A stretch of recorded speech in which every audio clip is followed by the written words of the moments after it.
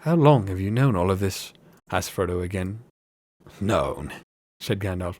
I have known much that only the wise know, Frodo. But if you mean known about this ring, well, I still do not know what might say.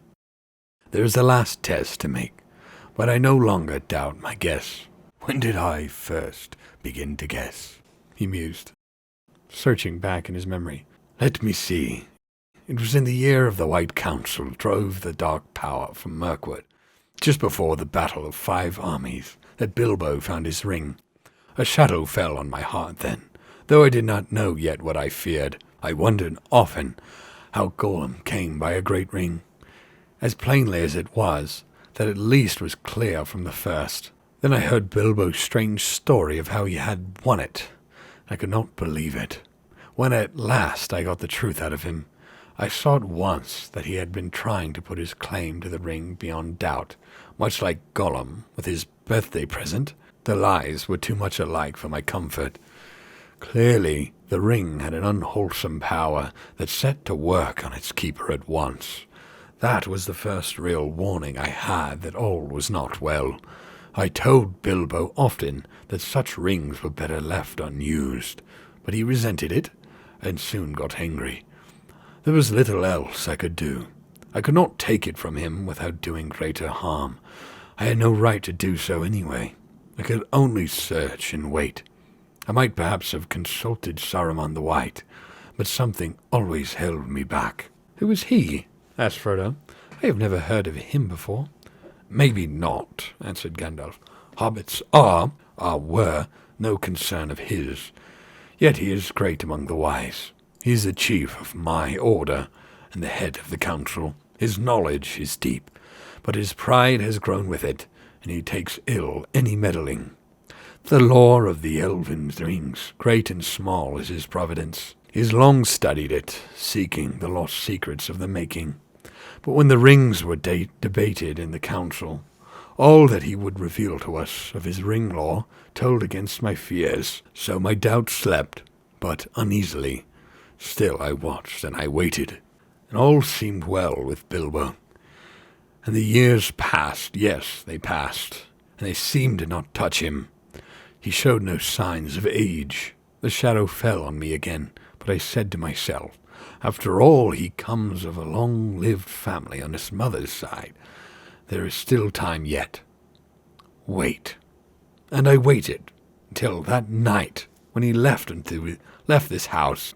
He said and did things that filled me with fear that no words of Saruman could allay. I knew at last that something dark and deadly was at work. I've spent most of the years since then in finding out the truth of it. There wasn't any permanent harm done, was there? Asked Frodo, anxiously. I mean, he would get all right in time, wouldn't he? Be able to rest in peace, I mean. He felt better at once, said Gandalf. But there is only one power in this world that knows all about the rings and their effects, and as far as I know, there is no power in this world that knows all about hobbits. Among the wise, I am the only one that goes in for hobbit lore. An obscure branch of knowledge, but full of surprises. Soft as butter as they can be, and yet sometimes as tough as old tree roots. I think it likely that some would resist the rings far longer than most of the wise would believe. I don't think you need to worry about Bilbo. Of course, he possessed the ring for many years, and used it, so it might take him a long while. It might take a long while for the influence to wear off, before it was safe for him to see it again, for instance. Otherwise, he might live on for years, quite happily, just stop as he was when he parted with it. For he gave it up in the end of his own accord. An important point. No, I was not troubled about dear Bilbo any more, once he had let the thing go. It is for you that I feel responsible. Ever since Bilbo left, I have been deeply concerned about you, and all of these charming, absurd, helpless hobbits. It would be a grievous blow to the world if the dark power overcame the Shire, if all your kind, jolly, stupid bulgers, hornblowers, boffins, brace-girdles, and the rest, not to mention the ridiculous Bagginses, became enslaved. Frodo shuddered. But why should we? He asked. And why should he want such slaves? To tell you the truth, replied Gandalf, I believe that hitherto, mark you, he has entirely overlooked the existence of hobbits. You should be thankful. Your safety is past. He does not need you, and he has many more useful servants, but he won't forget you again. And hobbits, as miserable slaves, would please him far more than hobbits, happy and free. There is such a thing as malice and revenge. Revenge, said Frodo. Revenge for what? I don't understand what all this has to do with Bilbo and myself and our ring. It has everything to do with it, said Gandalf. You do not know the real peril yet, but you shall. I was not sure of it myself when I was last here, but the time has come to speak. Give me the ring for a moment. Frodo took it from his breeches pocket, where it was clasped to a chain that hung from a belt. He unfastened it and handed it slowly to the wizard. It felt suddenly very heavy, as if either it or Frodo himself was in some way reluctant for Gandalf to touch it. Gandalf held it up. It looked to be made of pure and solid gold. Can you see any markings on it? He asked. No, said Frodo. There are none. It is quite plain, and it never shows a scratch or sign of wear. Well then, look. To Frodo's astonishment and distress, the wizard threw it suddenly into the middle of a glowing corner of the fire. Frodo gave a cry and groped for the tongs, but Gandalf held him back. Wait, he said in a commanding voice, giving Frodo a quick look from under his bristling brows. No apparent change came over the ring. After a while, Gandalf got up, closed the shutters outside the window, and drew the curtains. The room became dark and silent, though the clack of Sam's shears, now nearer to the windows, could still be heard faintly from the garden. For a moment, the wizard stood looking at the fire. Then he stooped and removed the ring to the earth with the tongs, and at once picked it up. Frodo gasped. It is quite cool, said Gandalf. Take it. Frodo received it on his shrinking palm. It seemed to have become thicker and heavier than ever. Hold it up, said Gandalf, and look closely. As Frodo did so, he now saw fine lines, finer than the finest pen strokes, running along the ring, outside and inside, lines of fire that seemed to form the letters of a flowing script.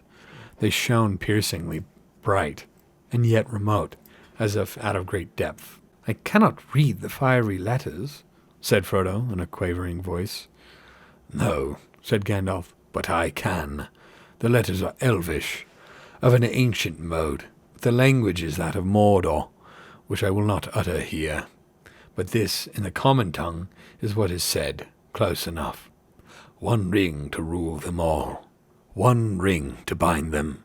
One ring to bring them all, and in the darkness bind them. It is only 2 lines of a verse long known in elven lore. 3 rings for the elven kings under the sky, 7 for the dwarf lords in the halls of stone, 9 for mortal men doomed to die, 1 for the Dark Lord on his dark throne. In the land of Mordor, where shadows lie, 1 ring to rule them all, 1 ring to find them, 1 ring to bring them all, and in the darkness bind them. In the land of Mordor, where the shadows lie. He paused and said slowly in a deep voice, This is the Master Ring, the one ring to rule them all. This is the one ring that he lost many ages ago.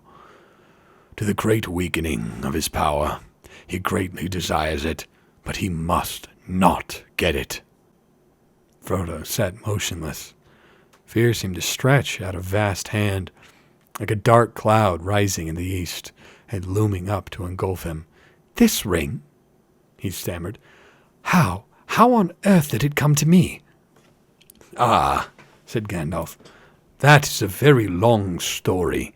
The beginnings lie back in the Black Years, which only the lore-masters now remember. If I were to tell you all the tale, we should still be sitting here when spring has passed into winter. But last night I told you of Sauron the Great, the Dark Lord. The rumors that you have heard are true. He has indeed risen again, and left his hold in Mirkwood, and returned to his ancient fastness in the Dark Tower of Mordor. That name even you hobbits have heard of, like a shadow on the borders of old stories. Always after a defeat and a respite, the shadow takes another shape and grows again. I wish it not have happened in my time, said Frodo. So do I, said Gandalf, and so do all who live to see such times. But that is not for them to decide. All we have to decide is what to do with the time that is given us. And already, Frodo, our time is beginning to look bleak. The enemy is fast becoming very strong. His plans are far from ripe. I think, but they are ripening. We should be very hard put to it, even if it were not for this dreadful chance. The enemy still lacks one thing to give him strength, and knowledge to beat down all resistance, break the last defenses, and cover all the lands in the second darkness. He lacks the one ring. The three, fairest of all, the elf lords hid from him, and his hand never touched them or sullied them. 7 the dwarf kings possessed, but 3 he has recovered. The others the dragons have consumed. 9 he gave to the mortal men, proud and great, and so ensnared them. Long ago they fell under the dominion of the One, and they became ring-wraiths, shadows under his great shadow, his most terrible servants. Long ago, it is many a year since the 9 walked abroad, yet who knows, as the shadow grows once more, they too may walk again. But come, we shall not speak of things, even in the morning of the Shire. So it is now, the 9 has gathered to himself, the 7 also, or else they are destroyed. The 3 are hidden still, but that no longer troubles him. He only needs the 1, for he made that ring himself. It is his, and he let a great part of his own former power pass into it, so that he could rule all the others. If he recovers it, then he will command them all again, wherever they be. Even the 3, and all that has ever been wrought with them will be laid bare, and he will be stronger than ever. And this is the dreadful chance, Frodo.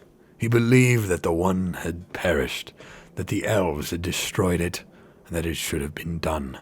But he knew that it has not perished, and that it has been found. So he is seeking it, and all his thought is bent on it. It is his great hope, and our great fear. Why wasn't it destroyed? Cried Frodo. And how did the enemy ever come to lose it, if it was so strong, and if it was so precious to him? He clutched the ring in his hand, as if he already saw dark fingers stretching out to seize it. It was taken from him, said Gandalf. The strength of the elves to resist him was greater long ago, and not all men were estranged from them. The men of Westerness came to their aid. That is the chapter of ancient history which it might be good to recall, for there was sorrow then too, and gathering dark, but great valor and great deeds that are not wholly vain. One day, perhaps, I will tell you all the tale, or you shall hear it told in full by one who knows it best. But, for the moment, most of all you need to know how this thing came to you, and that will be a tale enough. This is all that I will say. It was Gil-galad, Elven King, and Elendil of Westerness, who overthrew Sauron, though they themselves perished in the deed. Isildur, Elendil's son, cut the ring from Sauron's hand, and took it for his own. Then Sauron had vanished, and his spirit fled, and was hidden for long years, till his shadow took shape again in Mirkwood. But the ring was lost. It fell into the great river Anduin, and vanished, for Isildur was marching north along the east banks of the river, and near the Gladden fields. He was waylaid by the orcs of the mountains, and almost all his folk were slain. He leaped into the waters, but the ring slipped from his finger as he swam, and then the orcs saw him and killed him with arrows. Gandalf paused. And there in the dark pools amidst the Gladden fields, he said, the ring passed out of knowledge and legend, and even so much of its history is now only known to a few, and the council of the wise would discover no more. But at last I can carry on the story, I think. Long after, but still very long ago, there lived by the banks of the great river on the edge of Wilderland a clever-handed and quiet-footed little people. I guess they were of hobbit kind, akin to the fathers of the stores, for they loved the river, and often swam in it, and made little boats of reeds. There was amongst them a family of high repute, for it was large and wealthier than most, and it was ruled by a grandmother of the folk, stern and wise in all law, such as they had. The most inquisitive and curious-minded of that family was Smeagol. He was interested in roots and beginnings.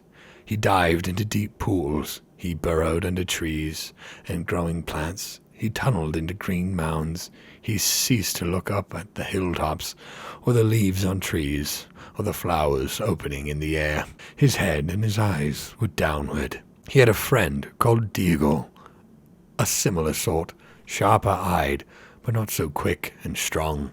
On a time they took a boat and went down to the Gladden fields. There were great beds of iris and flowering reeds. There Smeagol got out and went nosing about the banks, but Deagle sat in the boat and fished.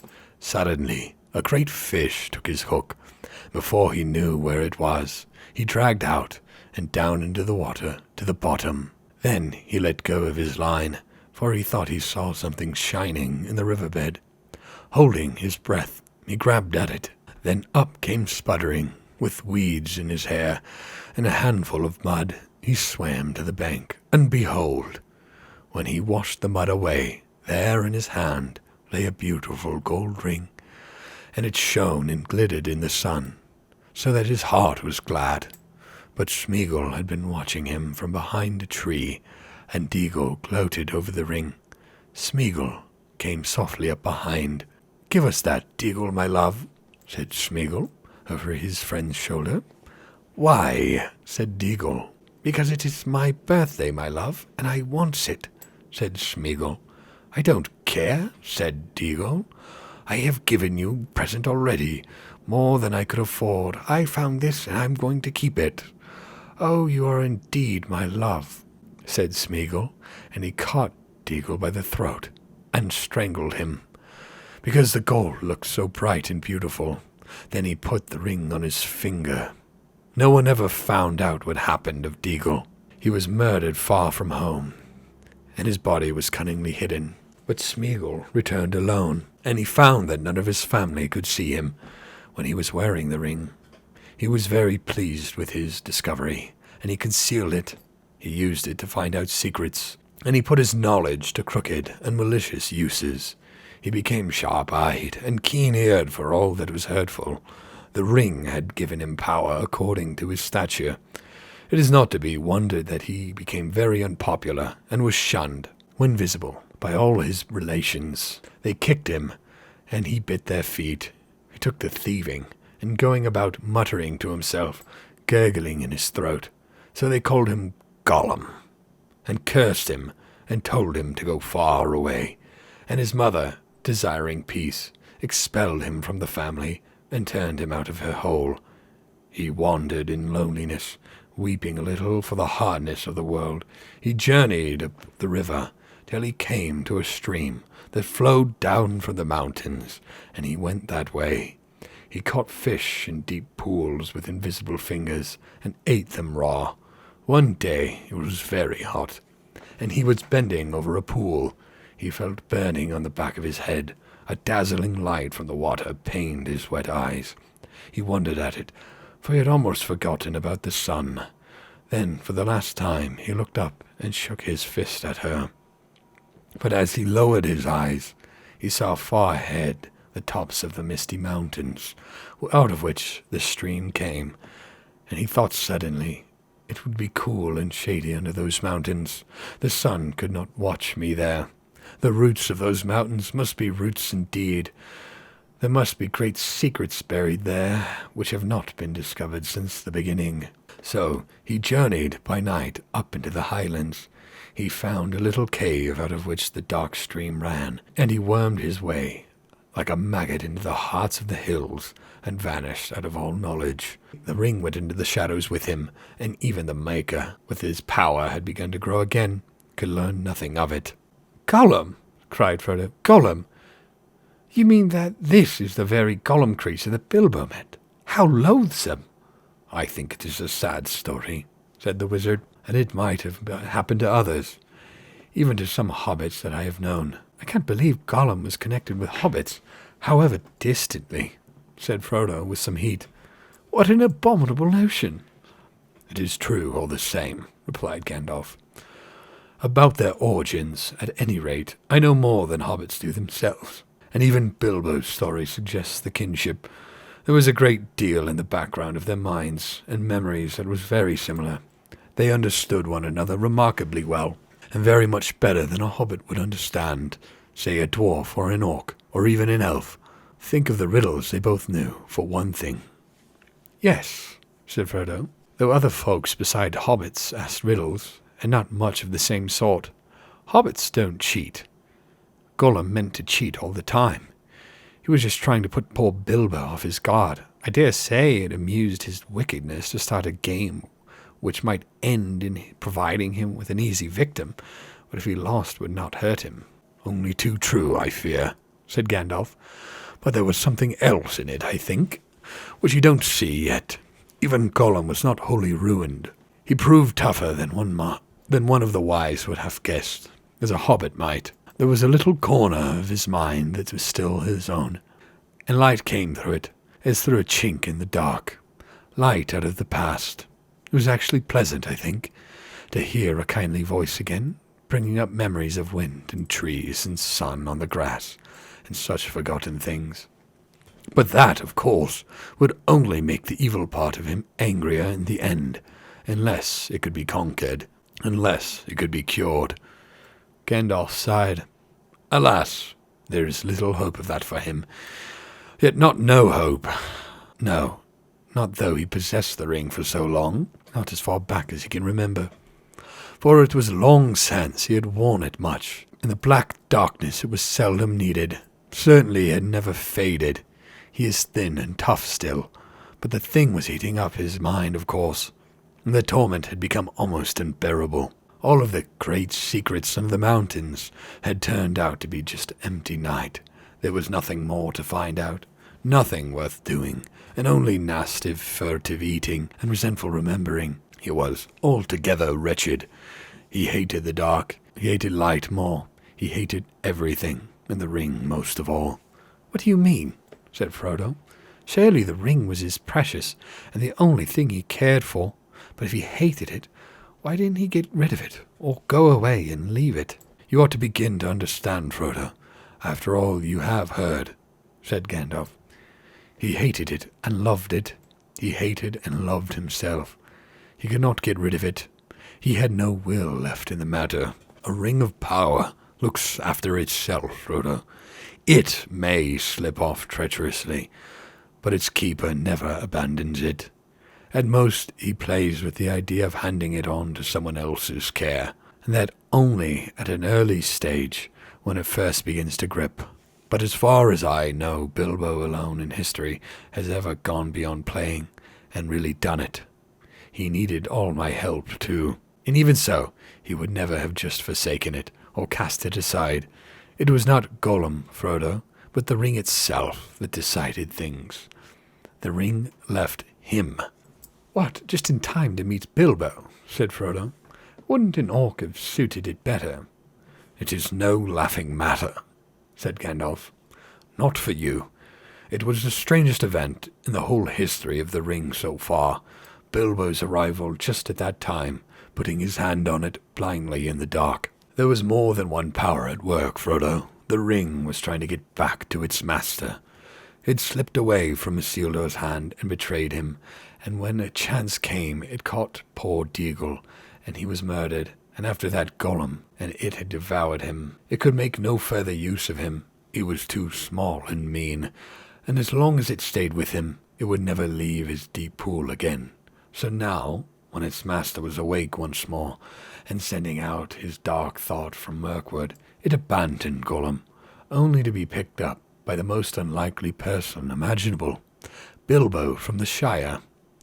Behind that there was something else at work, beyond any design of the ring maker. I can put it no plainer than by saying that Bilbo was meant to find the ring, and not by its maker.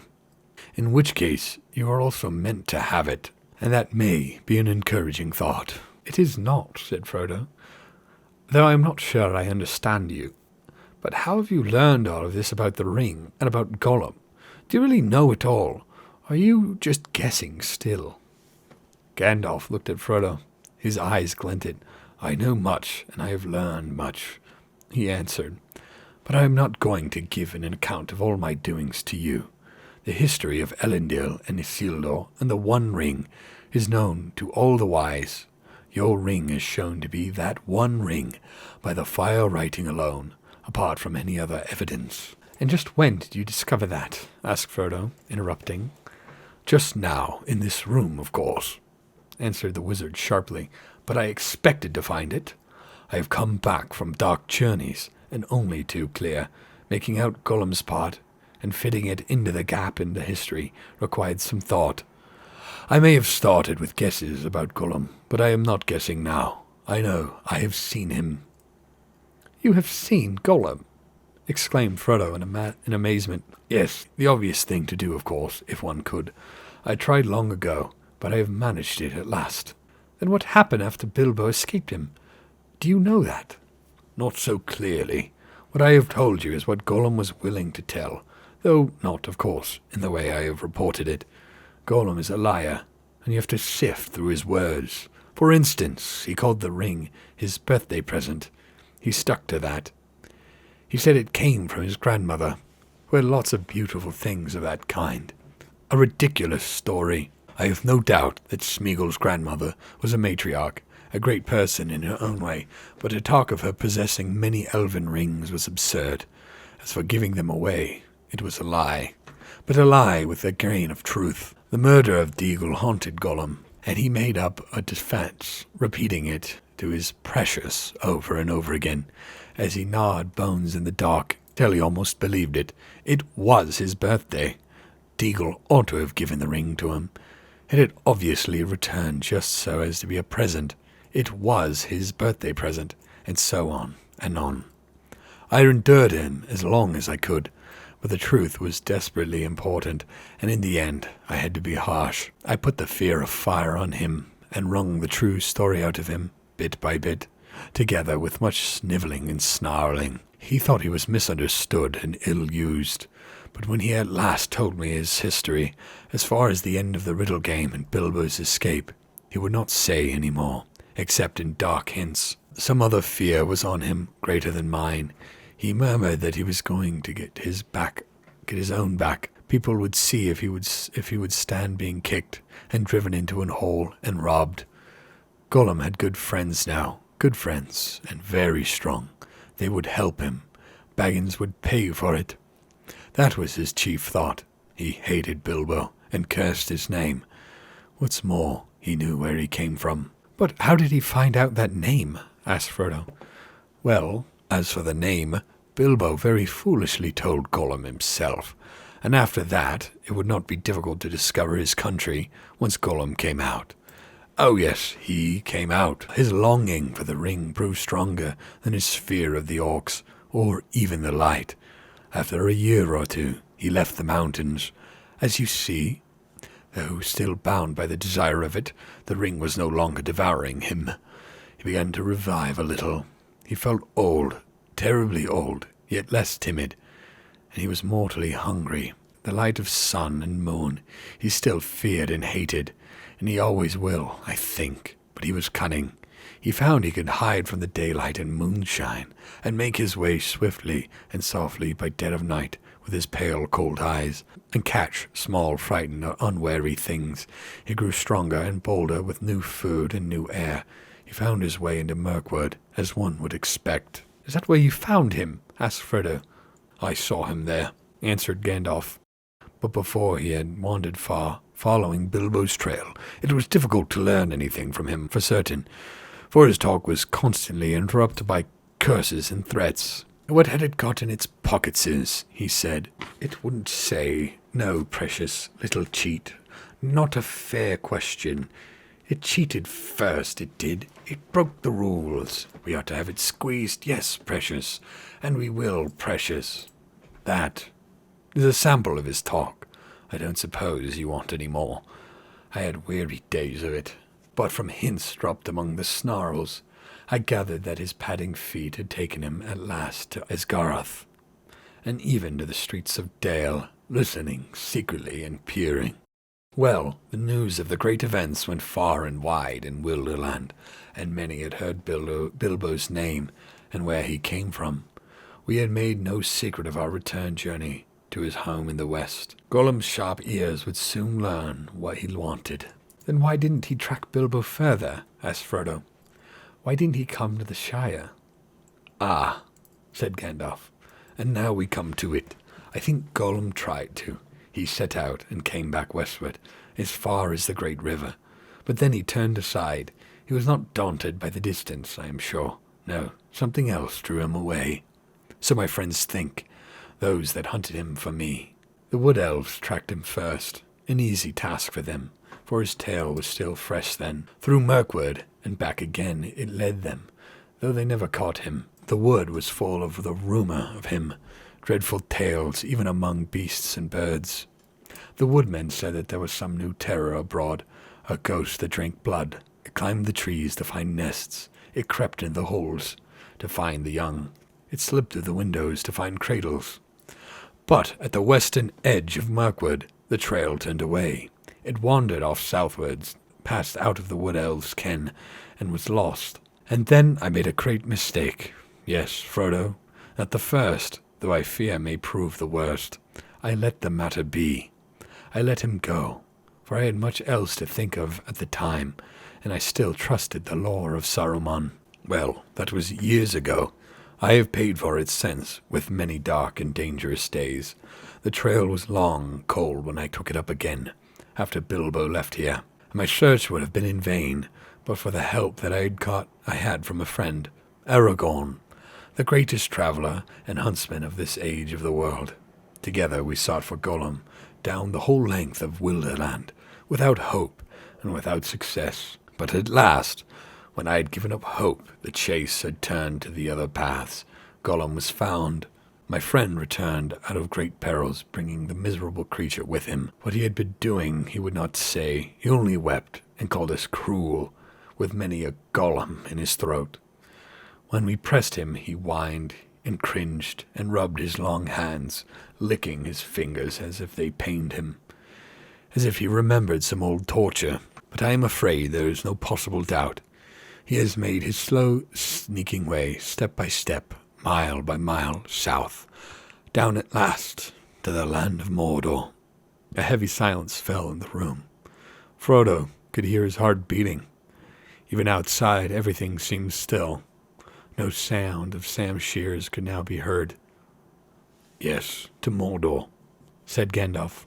Alas, Mordor draws all wicked things, and the dark power was bending all its will to gather them there.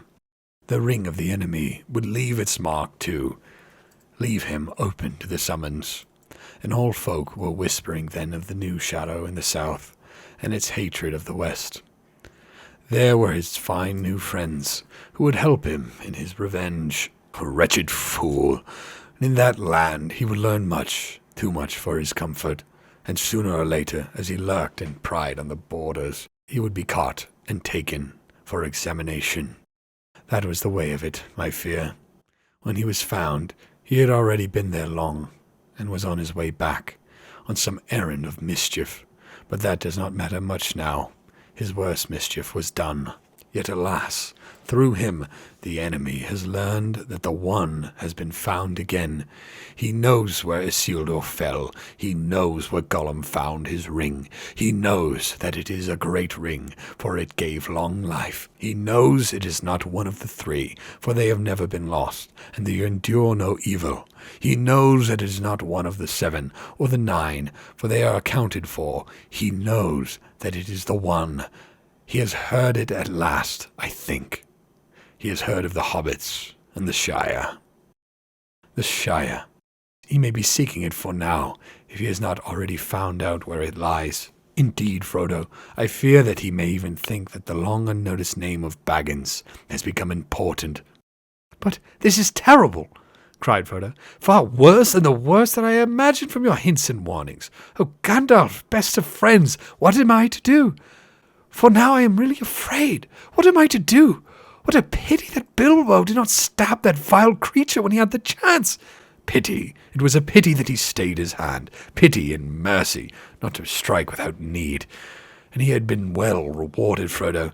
Be sure that he took so little hurt from the evil, and escaped in the end, because he began his ownership of the ring so, with pity. I am so sorry, said Frodo, but I am frightened. I do not feel any pity for Gollum. You have not seen him, Gandalf broke in.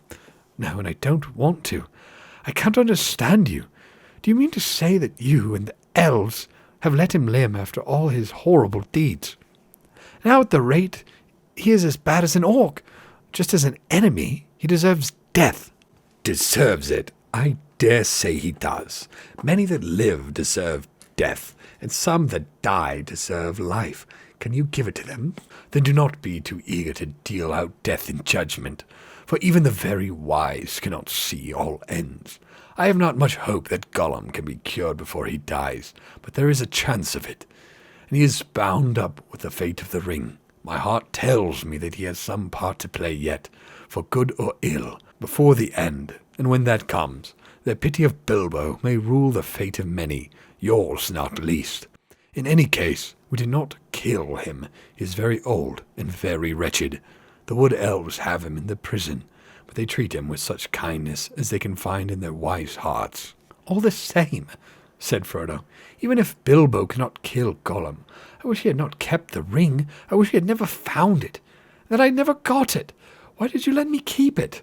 Why didn't you make me throw it away, or destroy it? Let you? Make you? Said the wizard. Haven't you been listening to all that I have said? You're not thinking of what you are saying. But as for throwing it away, that was obviously wrong. These rings have a way of being found. In evil hands, it might have done great evil.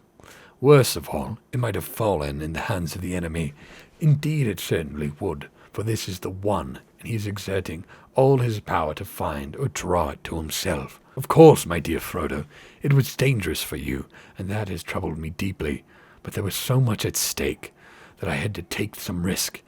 Though even when I was far away, there has never been a day when the Shire has not been guarded by watchful eyes. As long as you never used it, I did not think that the ring would have any lasting effect on you, not for evil, not at any rate for a very long time. And you must remember that 9 years ago, when I last saw you, I still knew little for certain. But why not destroy it? As you say, should have been done a long time ago, cried Frodo. If you have warned me, or even sent me a message, I would have done away with it. Would you? And how would you do that? Have you ever tried? No, but I suppose one could hammer it, or melt it. Try, said Gandalf. Try now. Frodo drew the ring out of his pocket and looked at it. It now appeared plain and smooth, without mark or device that he could see. The gold looked fair and pure, but Frodo thought how rich and beautiful was its color, how perfect was its roundness. It was an admirable thing, and altogether precious. When he took it out, he intended to fling it from him into the very hottest part of the fire, but he found now he could not do so, not without great struggle. He weighed the ring in his hand, hesitating, and forcing himself to remember all that Gandalf had told him, and then with an effort of will, he made a movement as if to cast it away, but he found that he had put it back in his pocket.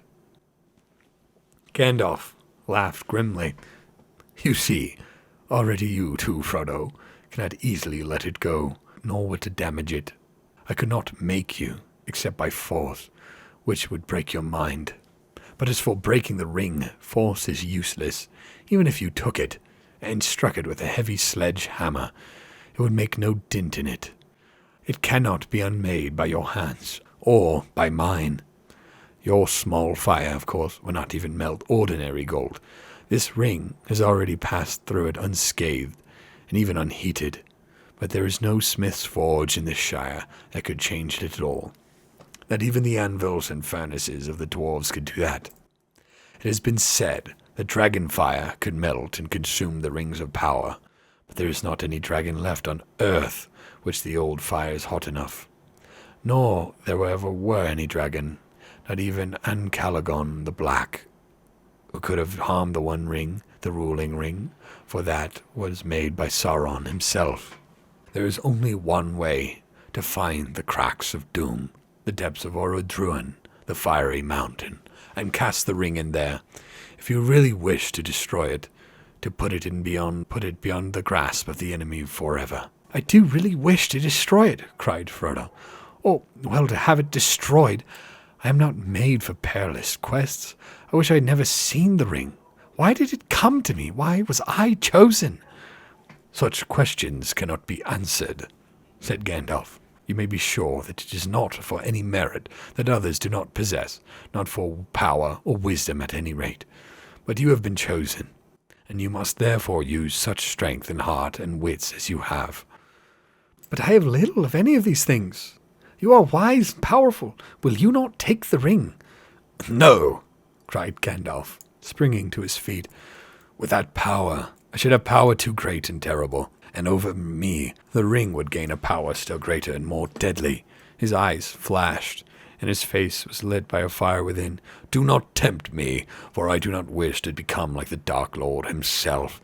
Yet the way of the ring to my heart is, by pity for weakness, and the desire of strength to do good. Do not tempt me. I dare not take it, not even to keep it safe. Unused, the wish to wield it would be too great for my strength.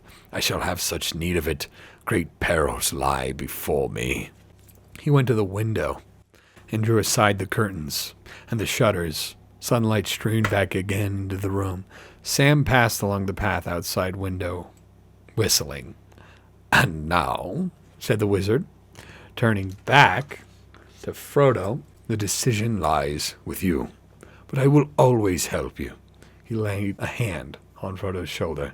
I will help you bear this burden, as long as it is yours to bear. But we must do something soon. The enemy is moving. There was a long silence. Gandalf sat down again, puffed at his pipe, as if lost in thought. His eyes seemed closed, but under the lids he was watching Frodo intently. Frodo gazed fixedly at the red embers of the hearth until they filled all his vision. He seemed to be looking down into the profound wells of fire. He was thinking of the fabled cracks of doom and the terror of the fiery mountain. Well, said Gandalf at last, what were you thinking about? Have you decided what to do? No, answered Frodo, coming back to himself out of darkness, and finding to his surprise that it was not dark, and that out of the window he could still see the sunlit garden. Oh, perhaps yes. As far as I understand what you have said, I suppose I must keep the ring and guard it, at least for the present, whatever it may do to me. Whatever it may do, it will be slow to evil, if you keep it with that purpose, said Gandalf. I hope so, said Frodo, but I hope that you may find some other better keeper soon. But in the meanwhile it seems that I am in danger, a danger to all that live near me. I cannot keep the ring and stay here. I ought to leave, Back End, leave the Shire, leave everything, and go away. He sighed. I would like to save the Shire if I could, though there have been times when I thought the inhabitants too stupid and dull for words, and have felt that an earthquake or an invasion of dragons might be good for them. But I don't feel like that now. I feel that as long as the Shire lies behind, safe and comfortable, I shall find wandering more bearable. I shall know that somewhere there is a firm foothold, even if my feet cannot stand there again. Of course, I have sometimes thought of going away, but I imagine that as a kind of holiday, a series of adventures like Bilbo's, or better, ending in peace.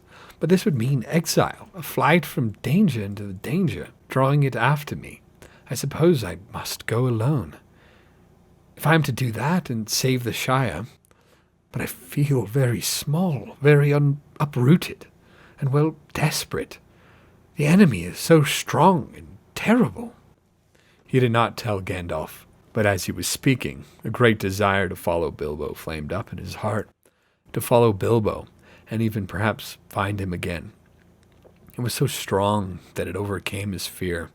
He could almost have run out there and then, down the road, without his hat, as Bilbo had done on a similar morning long ago.